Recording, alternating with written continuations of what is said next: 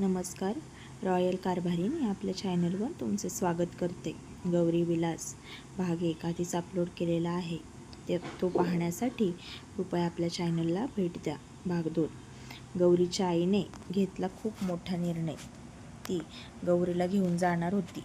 तिला आता या बाळाला जन्म द्यायचा नव्हता असं तिनं ठरवलं होतं. कारण की तिला तिच्या जीवाची होणारी परवड ही नवऱ्याला दिसतच नव्हती. यामध्ये तिचा जीव गेला तरी चालेल, मला वंशाचा दिवा द्यायचा तिने, असंच त्याने ठरवलं होतं. त्याच्यामुळे तिच्या जिवंतपणे पाषाण झालेल्या नवऱ्याला ही काहीच समजू शकत नव्हती आणि तो समजवण्याच्या मनस्थितीतसुद्धा नव्हता. दुसऱ्या दिवशी लवकर तो शेतावर गेला आणि ती गौरीला म्हणाली, गौरी, आपण आता लगेच निघूयात. त्या बिचारीला खूप अशक्तपणा आला होता, तरीसुद्धा तिने हिंमत सोडली नाही.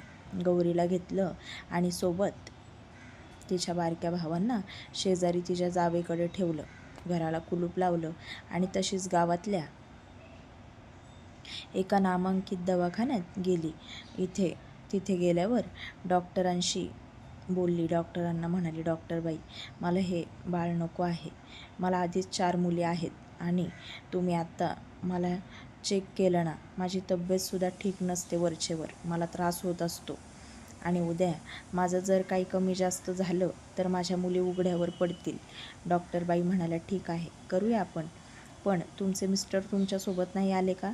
अहो, अशा वेळेस कोणीतरी सोबत पाहिजे तुम्हाला आधाराला. डॉक्टरबाई, माझा नवरा तर काही येणार नाही, कारण की त्याला हे मूल हवं आहे. बायकोपेक्षा जास्त त्याला वंशाचा दिवा महत्त्वाचा आहे. त्यात माझा जीव गेला तरी त्याला चालणार आहे. माझी जबाबदारी मी स्वतः घेते. माझी विनंती आहे तुम्हाला. एक स्त्री दुसऱ्या स्त्रीला समजून नाही घेणार तर कोण घेणार? डॉक्टरबाई म्हणाल्या, ठीक आहे, मी करते, पण मी जो फॉर्म देईल त्या फॉर्मवर तुम्ही सही करा आणि हे सगळं तुम्ही तुमच्या जबाबदारीवर करताय हे मला तसं लिहून द्यायचं आणि खाली सही करायची तुमची. तुम्हाला आधी व्यवस्थित चेक करू, मग 1-2 तासाने आपण ऑपरेशन करून घेऊयात. गौरीची आई म्हणाली, ठीक आहे. गौरीला आता एवढं काही माहिती नव्हतं. ती आईला म्हणाली, काय गं आई, डॉक्टरबाई काय म्हणतात? आई गौरीला म्हणाली, गौरी, आता तू मोठी झाली आहेस, तुला पण सगळ्या गोष्टी माहिती पाहिजेत. मला हे बाळ नको आहे, आता बाद झालं. गौरी आता समजून गेली आईला काय म्हणायचं आहे. गौरीने आईचा हात हातात घेतला आणि आईला म्हणाली, मी तुझ्या प्रत्येक निर्णयात तुझ्यासोबत आहे आई, काळजी करू नकोस, असं म्हणाली आणि आईचे डोळे पाण्याने भरले. आता डॉक्टरांनी त्यांचं काम केलं आणि दुपारी गौरीच्या आईला खूप थकवा आला होता. आईला आधार देत गौरी आईला घेऊन घरी आली. स्वयंपाक केला, बहिणींना जेवायला बोलवलं. आईला प्रेमाने तिच्या हाताने भरवत होती. आई कणतच होती आणि गौरी आईचं डोकं दाब, पायदाब, कंबर दाबून देत होती. इतक्यात गौरीचे बाबा घरी आले आणि घरात आले तसे आई झोपलेली बघून बाबा म्हणाले, काय झालं झोपायला? आई उठली आणि त्याला म्हणाली, काही नाही, जरा पोटात दुखत आहे म्हणून झोपले होते. बरं, तू झोपली आहेस, पण ही तुझी मोठी मुलगी, ही का तुझ्या दिमतीला आहे? स्वयंपाक पाण्याचा बघ म्हणावं तिला, भुका लागल्या आहेत आता. गौरीची आई आता गालात कुत्सितपणे हसली आणि त्याला म्हणाली, स्वयंपाक करायला, घरातली धुणी भांडी करायला, गुरं सांभाळायला सगळ्याला मुलगी हवी. आज भूक लागली आहे म्हणून तिला हक्काने सांगितलं ना तुम्ही स्वयंपाक बनवायला घे म्हणून. जर मुलगा असता तर त्याला सांगितलं असतं का? माझ्या मुली ह्या आपल्या घरातल्या लक्ष्मी आहेत आणि माझी मोठी मुलगी तर साक्षात गौरीचंच रूप आहे. पण तुम्हाला कधी कळणार आहे कोणास ठाऊक. आता गौरीचे बाबा वैतागले, माझं डोकं खाऊ नकोस. मी आता शेतात आलो आहे, खूप कष्ट केले आहेत आज आणि खूप दमलेलो आहे. मला आता खूप भूक लागली आहे.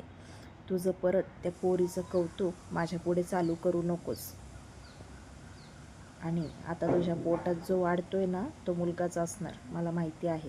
गीता आता घाबरली आणि मनातच म्हणाली, हीच वेळ आहे यांना ठामपणे सांगायची, काही लपवण्याची गरज नाही. जे होईल त्याला मी सामोरं जायला तयार आहे. गौरीचे बाबा, तुम्हाला काहीतरी सांगायचं आहे मला. काय सांगायचं आहे? बोल लवकर. मी सरकारी दवाखान्यात गेले होते सकाळी गौरीला घेऊन. आणि गौरीच्या बाबाला आता संशय आला आणि तो गीताला म्हणाला, आणि काय? आणि मी हे बाळ काढलं आहे, त्याचाच मला त्रास होत आहे आत्ता. मला हे बाळ नको आहे आणि पुढच्या महिन्यात ऑपरेशनची तारीखसुद्धा त्यांनी दिली आहे मला, आणि मी माझं ऑपरेशन करून घेणार आहे, हे तुम्ही लक्षात घ्या. त्याला आता खूप राग आला. काय करावं?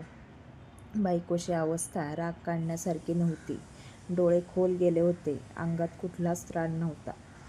जरी त्याने तिच्यावर हात उचलला असता तरी जागच्या जागीच तिचं काहीतरी बरं वाईट झालं असतं. त्याला खूप राग आला आणि तरातरा चुलीजवळ गेला. चुलीतलं जळकं लाकूड त्याने बाहेर काढलं. गौरीच्या बहिणी आणि गौरी खूप घाबरल्या. आई पण खूप घाबरली आणि त्याला म्हणाली, जे व्हायचं आहे ते आज होईल, आणि लाकूड उचलत ना आहेत ना तर मला मारूनच टाका. एकदाचा खेळ खल्लास करा, मला सुद्धा जगायची इच्छा नाही. गौरीच्या बहिणी गौरीला अगदी घट्ट बिलगून राहिल्या. त्याचे डोळे रक्ताळले आणि एकदम लाल लाल झाले. त्याने गौरीकडे पाहिलं आणि पापणी लावायच्या आतमध्येच तिच्या बहिणींना बाजूला घेतलं आणि सपासप त्या जळत्या लाकडाने तिच्या पायावर मारायला सुरुवात केली. गौरी ओरडत होती, किंचाळत होती, जीवाच्या आकांताने बाबांना विनवण्या करत होती. आई आता कशीबशी धडपडत तिथे आली, नाहीतर ह्या बाबाने आज त्या पोरीचा जीवच घेतला असता. गीता त्याला म्हणाली, तुम्हाला मारायचं आहे ना, मला मारा. तिला कशाला मारताय? किती मारलं आहे एवढ्याशा कवळ्या जीवाला. झाल्यापासून तिला बाप म्हणून एकदा सुद्धा सुख दिलं नाहीत. नेहमी तुमच्या प्रेमळ शब्दाला भुकेलेली असते ती, आणि त्या लेकराला एवढं मारलत का? गीताचा नवरा म्हणाला, मारू नाही तर काय करू? तुझ्या ह्या निर्णयामध्ये ती सुद्धा तुझ्या सोबत होती. गीता म्हणाली, हो, सोबत नव्हती, मला आधाराला सोबत आली होती ती, आणि तिला काय माहिती मी तिला कशासाठी सोबत नेतीये ते. गौरी आता बेशुद्ध झाली. आई खूप घाबरली. तिच्या बहिणी पण ताई ताई करत रडत होत्या. ताई, काय झालं तुला? उठ ना गं. आईच्या डोळ्यात पण आता अश्रूच्या धारा लागल्या आणि भीतीने जीव धडधडायला लागला. माझ्या मुलीला मी आज गमवते का काय असं आईला वाटायला लागलं. आईने आता गौरीच्या चेहऱ्यावर जरा पाण्याचा झपकारा मारला आणि गौरी पापणीच्या आत तिचे डोळे हलले. आईच्या आता जीवात जीव आला. बिचाऱ्या गौरीला उठता देखील येत नव्हतं. इतकी तिची हालत वाईट झाली होती. जळक्या लाकडामुळे थोडंसं पोळलं देखील होतं. आई गौरीला म्हणाली, गौरी चल आपण दवाखान्यात जाऊयात. गौरी आईला म्हणाली, आई नको, तुझी आधीच तब्येत ठीक नाही आहे, त्यात कशाला तू त्रास करून घेतेस. आई गौरीला म्हणाली, वेडी आहेस का तू? मला तुझ्या जीवापेक्षा काही मोठं नाही. माझं काय जे व्हायचं ते होईल. गौरीच्या डोळ्यात आता अश्रूच्या धारा लागल्या आणि ती आईला म्हणाली, आई असं नको बोलूस. बापाचं प्रेम माझ्या नशिबात नाही, पण आईचं प्रेम मला भरभरून मिळालं आहे आणि त्याची मला खूप गरज आहे. तू तुझ्या जीवाला जप. गीता गौरीला म्हणाली, बाबांचा राग आला असेल ना तुला? आलाच असेल आणि यायलाच पाहिजे. मला सुद्धा खूप राग आला आहे त्यांचा. इतकं कोण मारतं का? गौरी आईला म्हणाली, आई मला त्यांचा कधीच राग आला नाही आणि येणारही नाही, कारण की मी त्यांची मुलगी आहे आणि ते माझे वडील आहेत, पण आता फक्त नात्याने. आई आता जे होईल त्याला मी सामोरे जायला तयार आहे. त्यांना नको आहे ना मी ह्या घरात, तर ठीक आहे, माझ्यासाठी स्थळ बघ. मी जाईल निघून इथून, नाही राहणार इथे. गौरीचे बाबा इतक्यात दारात आले आणि गौरीला म्हणाले, बघितलं तुझ्यासाठी स्थळ, आणि आता मी म्हणेल त्या मुलासोबत लग्न करायचं तू, आणि माझ्या घरात ना चालतं व्हायचं. एकदा ह्या घराचा उंबरा सोडून गेलीस ना की परत इथं तोंड दाखवायला यायचं नाही. आई म्हणाली, अहो कोण आहे मुलगा, काय करतो? त्याच्याशी तुला काय देणं घेणं आहे? उद्या त्या महादेवाला सांगतो, तो घेऊन जाणार आहे मला त्या लोकांकडे. तेव्हा मी त्यांच्या मुलासाठी गौरीचा प्रस्ताव मांडेल. एक सांगतो, मी पण बाप आहे तिचा, श्रीमंत घर आहे, सुखात राहील. गीताला आता तिच्या नवऱ्यावर विश्वासच बसत नव्हता.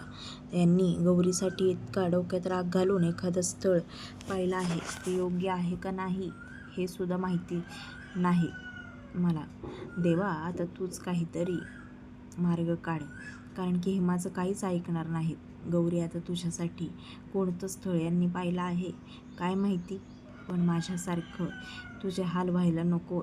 देवाने तुला आयुष्याचा जोडीदार तरी तुझ्या नशिबात चांगला लिहिला असेल, तुला साथ देणारा, समजून घेणारा, आणि मेन म्हणजे तुझ्या वडिलांकडनं तुला जे प्रेम भेटलं नाही ते प्रेम देणारा. गौरी आईला म्हणाली, आई, जे होईल ते होईल. मी आता सगळं देवावर सोडलं आहे. माझी परीक्षा चालू आहे एक प्रकारे. बाबा आता दुसऱ्या दिवशी लगेच त्या महादेवाला घेऊन पाटलाच्या घरी गेले आणि घरी जाऊन त्या मुलाला सुद्धा पाहिलं. खरंच खूपच रागीट आणि तापट असा स्वभावाचा तो मुलगा.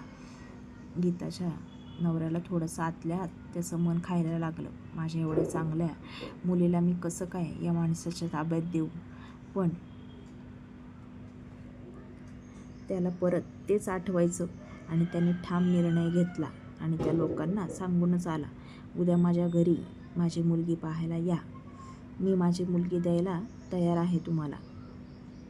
ती लोकंसुद्धा आनंदाने म्हणाली, हो हो, का नाही येणार.